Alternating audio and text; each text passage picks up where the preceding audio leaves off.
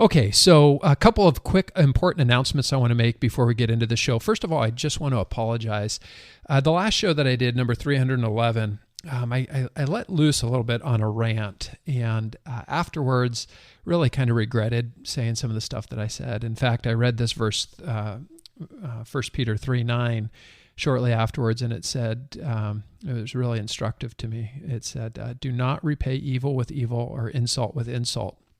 And so after reading that, I thought to myself, you know what, I need to republish that post. So some of you heard episode 311, and you heard me go off on my 15-minute rant about, and I decided to modify that show. I deleted the old program and uploaded a new document, a new podcast that did not include all of that negativity. And some of you, unfortunately, still caught the original show. So I do apologize for you with that. I should know better, but live and learn. Get older, get wiser, and I appreciate your patience with me as I stumble through life here. But a couple of other announcements. Oh, and by the way, that's why Martin reached out to me. He was one of the unfortunate ones who had to listen to that rant.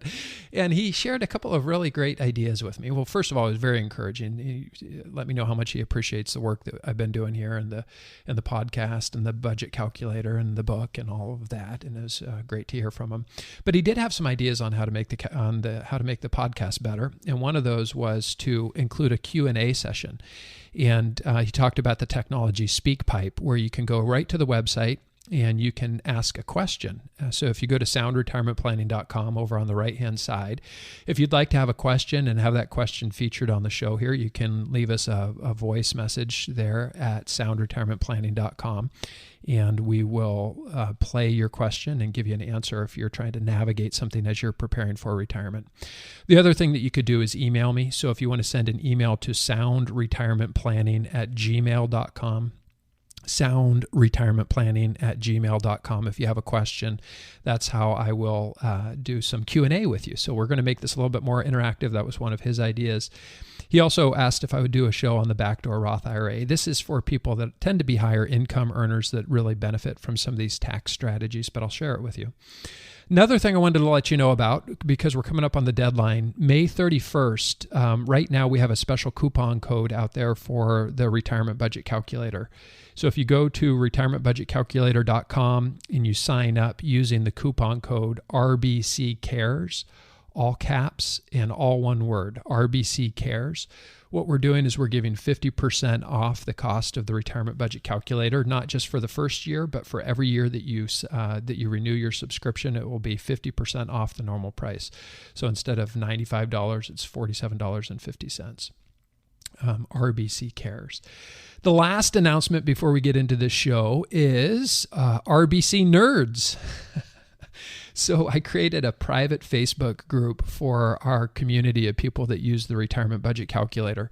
And this is just a place for us to geek out, to get better as we're making the transition into retirement. For people like me that tend to like spreadsheets and like to really understand the numbers, we created the RBC Nerds private Facebook group. If you have purchased the retirement budget calculator and you agree to the rules, you can go to the retirement budget calculator Facebook group and then ask to be a part of that private group, the RBC Nerds private group. Okay, with that, let's go ahead and get into today's show. First of all, a couple of highlights, things you need to be thinking about. And this is something that a lot of people still miss out on. But back in 2010, the laws changed and said that everyone is eligible to do Roth conversions.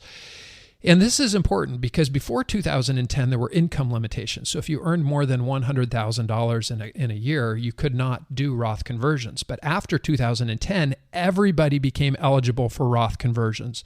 I really want to make sure you understand that because it plays into the backdoor Roth, but it also plays into some people are using old rules for making decisions about how the world works today. And because you think that you still can't do Roth conversions because of the income limitations, you're missing out on the opportunity.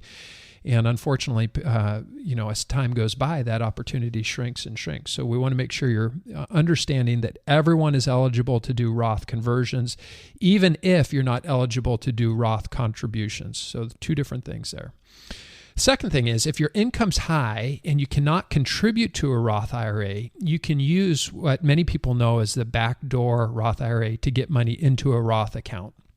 And the reason that you would want to do this is because Roth IRA accounts, as you know, you don't get any tax benefit going into it, but the account grows tax-free, the distributions come out tax-free, and you don't have to take required minimum distributions when you turn 72. And then the money will distribute and pass along to your heirs tax-free. So if you're like a lot of the people that we serve and you like the idea of tax-free, having a tax-free retirement as much as possible, then doing Roth conversions should be something that you're considering. And if you make so much income that you can't contribute to a Roth IRA, you might want to consider this strategy that I'm about to share with you. If your income is high, you may not be able to deduct contributions to an IRA. However, you can make non-deductible contributions regardless of income limitations. So again, I want to make sure you understand that. If you're, and this, what I'm about to share with you is going to really outline this, but if your income is too high, you may not be able to take a tax deduction for making a contribution to a traditional IRA. However, if you have earned income, you can make a contribution. It just may not be tax deductible. And that's where some of the strategy comes in with these post-tax and pre-tax contributions and some of the nuances you need to be thinking about. Okay, so marginal income tax rates are at an historical all-time low. Our government debt is at an all-time high and currently $25 trillion. 10,000 baby boomers are retiring every single day. Social Security is expected to only be able to pay 76 cents for each dollar of scheduled benefits by the year 2034. We have recently overhauled the healthcare system, which is likely to cost us all a lot of money as we shift healthcare responsibility from individuals to the government. These are just a few of the reasons that so many people are considering tax planning as part of their overall financial well-being. And these are some of the reasons why more people are considering converting traditional IRAs to Roth IRAs. But what about those of you who have both pre-tax and post-tax contributions inside of a traditional IRA? Should you consider converting the post-tax contributions to a Roth? One of the questions I'm getting asked more and more these days has to do with the mechanics for conversions from a traditional IRA to a Roth IRA. As you probably know, a traditional IRA is typically funded with pre-tax dollars and defers taxation into the future, while a Roth IRA is funded with post-tax dollars and future distributions are, in most instances, free from federal income tax. So, should you be deferring taxes into the future given the reality of the current economic conditions or not? I recently consulted with a person who had made both pre-tax and post-tax contributions to his IRA, and he was interested in converting only the post-tax portion of his IRA to a Roth. Now, let me just clarify for a minute. This is an area that some people really get into trouble when it comes to these backdoor Roths.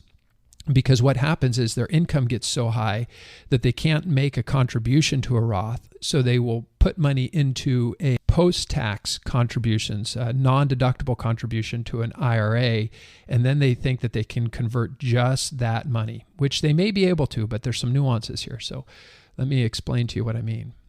Before I get too deep into the weeds, let me explain that most individuals can make contributions to an IRA, but depending on the amount of income they have will determine if contribution is tax deductible in the year they make the contribution or not.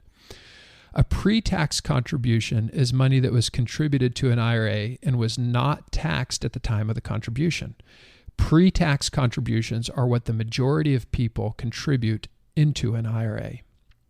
A post-tax contribution is where the individual already paid taxes on the income received and made a contribution to their IRA, but did not receive a tax benefit in the year of the contribution.